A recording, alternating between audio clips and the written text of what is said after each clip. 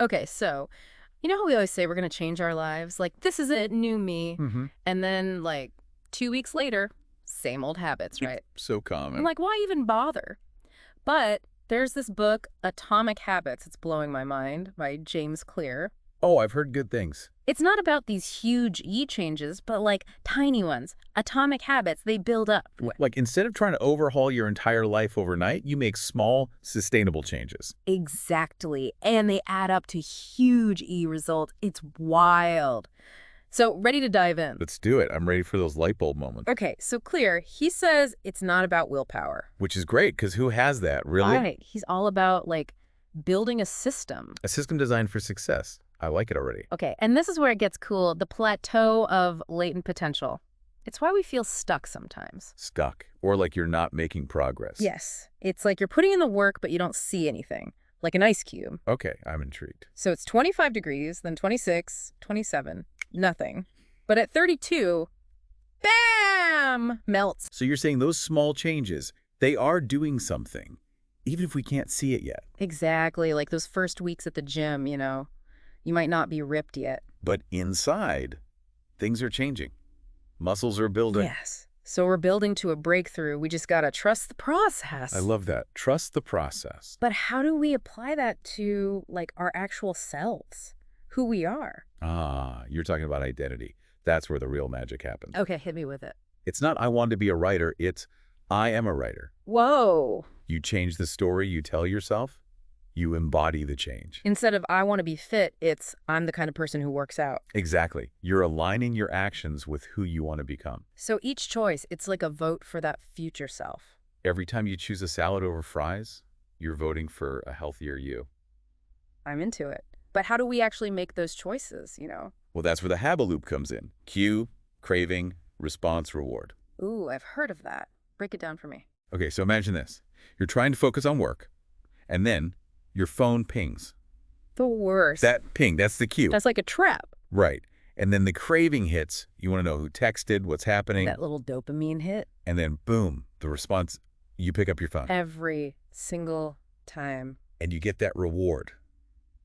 The funny meme, the message from a friend. And that just reinforces the whole loop, makes you more likely to do it again. It's like we're programmed to get distracted. In a way, we are. But the good news is, once you understand the loop, you can start to hack it. Okay, how? Tell me more. You can change the cues, the cravings, even the rewards. So we can, like, rewire our brains. Exactly. And one of the most powerful ways to do that is by changing our environment. Clear talks about this environment design. Oh, I loved that part. It's like our surroundings are secretly controlling us. They really are. Think about it. If you want to stop snacking, what's the first thing you should do? Put the chips away. Out of sight, out of mind, right? Exactly. Make those bad habits invisible. And the good ones. Make them obvious. He tells this funny story about these guys in a bathroom. Oh, yeah. The fly stickers. It's brilliant. They put these fake flies in the urinals. And suddenly, everyone's aim improved. It's hilarious, but it proves the point. Little visual cues can make a huge difference. It's all about making the desired behavior the easiest option. Right. Design your space to work for you.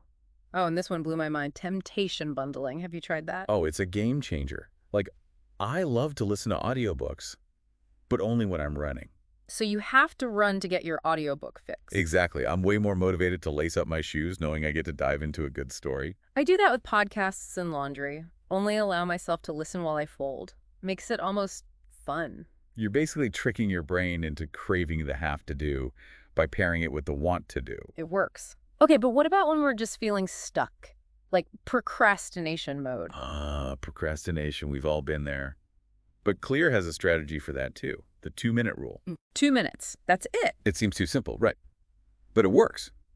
Instead of write a chapter, it's write for 2 minutes. So you're tricking yourself into starting small. Exactly.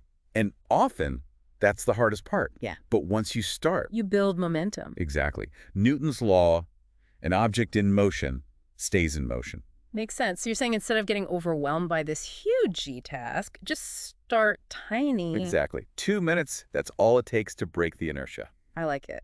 Okay, so we're starting small, building momentum. But how do we stay motivated? That's where habit tracking can be really helpful. See, I used to think that was kind of, I don't know. intense. Yeah, a lot of people do. But then I tried it, and it's kind of cool, like actually seeing your progress. It taps into something powerful. It's visual, concrete. Like those coffee punch cards. Every cup gets you closer to a free one. Exactly. Or think about video games. You level up, you get rewards. It's satisfying. It's like you're gaming your own brain. In a way, you are. Clear even mentions this paperclip strategy. Ever heard of that? Oh yeah, simple but effective. You move a paperclip for each time you do the habit. I know, sounds a little silly, but it works. It's about seeing that progress, right? Yeah? But don't get too obsessed with the numbers. Right. It's a tool, not the whole game. Exactly. Okay, what about accountability? Because sometimes we need a little push, right? Oh, for sure. Social pressure can be a powerful motivator. Clear tells the story about an entrepreneur, really driven guy. Yeah, the habit contract. Intense. This guy made a contract for his weight loss goals with his wife and his trainer. And real consequences if he messed up. Like $100 to his trainer if he missed his protein target. $100. And get this, if he skipped his sprints, he had to wear an Alabama hat for like 3 months. Ouch. Brutal, but effective. Talk about motivation. So we've got to find our accountability buddies. It makes a difference, knowing someone's in your corner. Wow, we've covered so much with atomic habits, tiny changes, identity shifts, that habit loop, our environment. And we still just scratched the surface. Yeah. It's amazing how much goes into building good habits. It's a science. But the good news is, it's a science we can all learn. Right. We can take control. Exactly.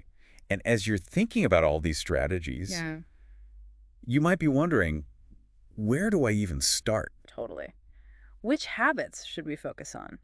Right, because not all habits are created equal. Yeah. Cleary talks about this, the explore-exploit trade-off. Okay, that sounds kind of complicated. Break it down for me. Think of it like trying to find the best pizza place in town. Now you're speaking my language. At first, you're going to try a bunch of different places, right? Yeah, sure. Different toppings, crusts. See what you like. That's exploration.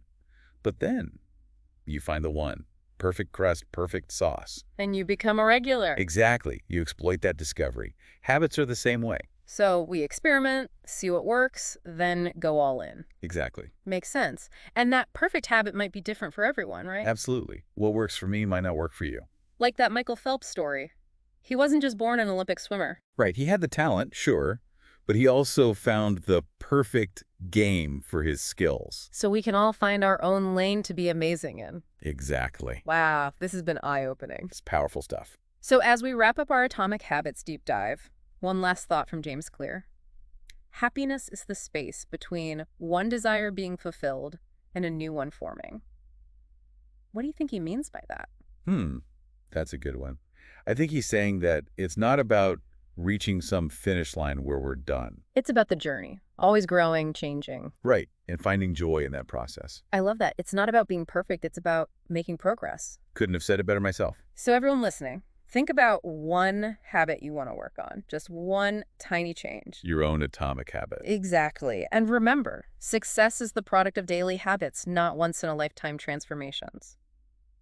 That's James Clear, everyone. Thanks for joining us for another deep dive. Until next time.